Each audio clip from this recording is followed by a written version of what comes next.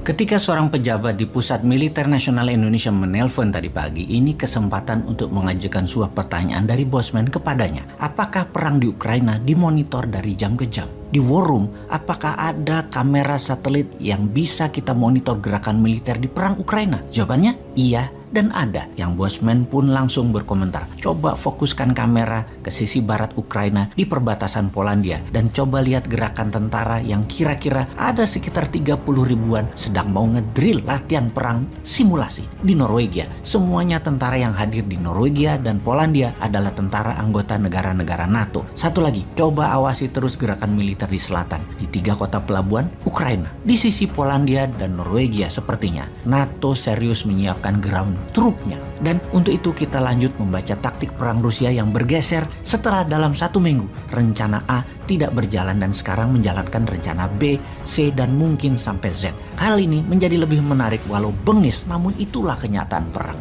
Menurut ahli taktik perang modern, pasukan pendukung logistik Rusia di awal perang tidak fleksibel dan kekurangan perlengkapan yang membuat pasukan tempur jadi kekurangan logistik untuk melakukan pekerjaan mereka. Secara kekuatan dalam negeri Rusia, militer Rusia memiliki kemampuan mobilisasi domestik yang luar biasa. Faktanya, dengan sekitar 30.000 personel mereka bertugas di pasukan distribusi logistik Rusia yang tugasnya meliputi pertahanan, penggunaan, dan pembangunan infrastruktur militer. Mereka bisa memobilisasi semua ini untuk perang Ukraina. Kekuatan Rusia sangat besar jika dibandingkan dengan negara lain, misalnya negara besar Tiongkok saja yang lebih banyak infrastruktur komersial, bisnis, dan kebutuhan masyarakat infrastrukturnya tetap lebih besar Rusia. Namun keuntungan domestik Rusia ini tergantung pada rel. Secara bersamaan mewakili kelemahan ketika konflik terjadi di luar negara Rusia. Saat perang jarak jauh, kemampuan logistik militer Rusia masih dipertanyakan. Dalam invasi Rusia ke Ukraina kali ini, rel kereta api canggih utama sebagai pengangkut logistik yang digunakan berada di Belarus dan di Rusia. Jadi untuk pasukan lebih lanjut ke Ukraina harus menggunakan truk. Ternyata Rusia tidak cukup truk. Disinilah bottleneck pertama dari logistik Rusia. Dari kereta api yang datang banyak pindah ke truk. Kendaraannya kurang. Kita lanjut perubahan strategi yang jitu oleh Rusia kemudian. Inilah dinamisnya perang. Pada angkatan bersenjata Rusia, unit organisasi terbesar dari pasukan darat mereka biasanya didukung oleh 1 brigade dukungan material teknis pada dasarnya. Pasukan pendukung logistik mereka, masing-masing brigade ini terdiri dari 1.000 personil yang mengoperasikan 408 kendaraan pengangkut yang mampu mengangkut 1.870 ton kargo. Ini ternyata agak belum memadai pada saat awal peperangan Ukraina. Menurut pensiunan Letnan Kolonel Alek Versinin, pakar permodelan dan simulasi konflik militer pasukan Rusia, di bawah konfigurasi mereka saat ini, tentara darat Rusia sama sekali tidak mampu mendukung pertempuran lebih dari 90 mil atau 145 km dari tempat pembuangan pasokan logistik, dalam hal ini rel kereta api. Didasarkan pada kecepatan transportasi rata-rata 45 mil atau 70 km per harinya, inilah yang membuat dalam 1 minggu awal invasi, pasukan Rusia gagal mencapai Kiev karena lambatnya dukungan logistik.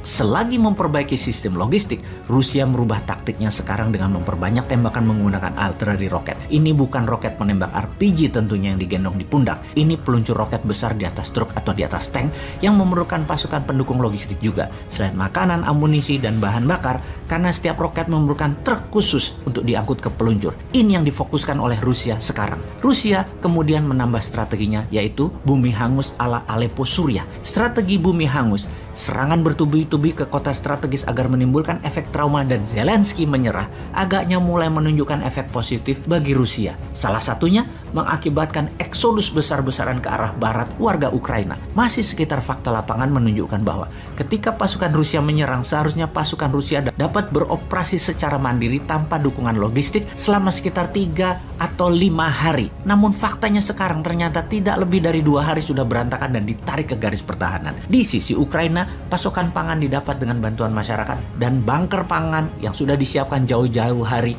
di ribuan titik pertahanan di seluruh Ukraina. Karena itu pasukan Rusia menggunakan pasukan Chechen, Chechnya. Selain mengawasi penduduk, tugas berikutnya adalah mencari tahu di mana letak bunker pangan dan amunisi Ukraina. Rusia juga merubah strategi pasokan darat sekarang. Beroperasinya hanya di mana pasukan tempur meminta pasokan disediakan cepat sesuai kebutuhan dengan hit and run supply logistik, menjadi tidak terbaca oleh pasukan Ukraina. Jadi Rusia saat ini pasukan darat yang diutamakan adalah logistik yang harus disediakan dan dilindungi terlebih dahulu, baru serangan militer dilakukan setelahnya. Untuk itu Ukraina juga tahu satu-satunya faktor yang dapat mengatasi masalah logistik ini adalah waktu. Makanya Ukraina bertahan total selama mungkin agar Rusia kehabisan cadangan pangan, amunisi, dan logistiknya. Karena kalau Rusia tidak merubah strategi logistiknya, militer Rusia diduga tidak memiliki kemampuan untuk perang lebih panjang dari 2 bulan. Sungguh, apa yang telah dilakukan pada hari-hari awal invasi Rusia ke Ukraina menentukan titik lemah kekuatan militer Rusia, atau mungkin menunjukkan bahwa titik lemah militer Soviet masih ada di tentara Rusia. Yang jelas di lapangan setiap saat bergeser, dianalisa, tidak ada rumus pasti. Rusia sangat dinamis melakukan perubahan. Dari kacamata pengamat militer pro Barat dan media Barat yang mempromosikan NATO dan Amerika menyatakan kemampuan logistik NATO dan sekutu bisa dibilang merupakan salah satu keunggulan strategis utama dari militer Barat, terutama Amerika, yang jaringan global pangkalan militer serta kemampuan pengangkut laut dan udaranya besar untuk bisa menyiapkan logistik dimanapun di bumi ini. Dan ini kita tunggu buktinya. Kalau NATO benar memiliki kemampuan itu, mengapa sampai saat ini belum berani bergerak juga? Rusia tahu, sangat tahu, NATO tidak mampu. Bukan seperti yang analis katakan tersebut. Apa yang Rusia lakukan sekarang? Strategi Rusia bertambah lagi sekarang adalah dengan menyetop jalur laut di Laut Hitam, memutus kota pelabuhan Mariupol dan sebentar lagi kota pelabuhan Odessa, agar Kiev lapar dan menyerah. Kemudian Rusia memecah pasukan kecil-kecil mencari logistik pasukan Ukraina, yang ternyata strategi ini mulai menunjukkan hasil. Ketika posisi diketahui, roket meluncur ke titik-titik yang menjadi lokasi penyimpanan dan diledakkan. Intinya, pasukan Rusia sudah semakin mendekati Kiev. Sudah 3,4 juta warga Ukraina mengungsi ke luar negeri, yang terbanyak di Polandia yang sudah menampung 2 juta pengungsi lebih. Dalam perjalanan mereka yang bergerak pindah, sudah lebih 8 juta warga yang dalam 3 minggu ke depan bisa 7 juta warga Ukraina keluar negara mereka bermigrasi. Negara sekitar sudah mulai gerah. Ada 10.000 pasukan NATO di sekitaran perbatasan dengan wilayah pengungsian dan terus bertambah. Ditambah banyak negara dunia yang saat ini terkesan melawan hegemoni. Salah satunya India. India membeli minyak Rusia sekarang. Kalau Indonesia, bagaimana sih strateginya?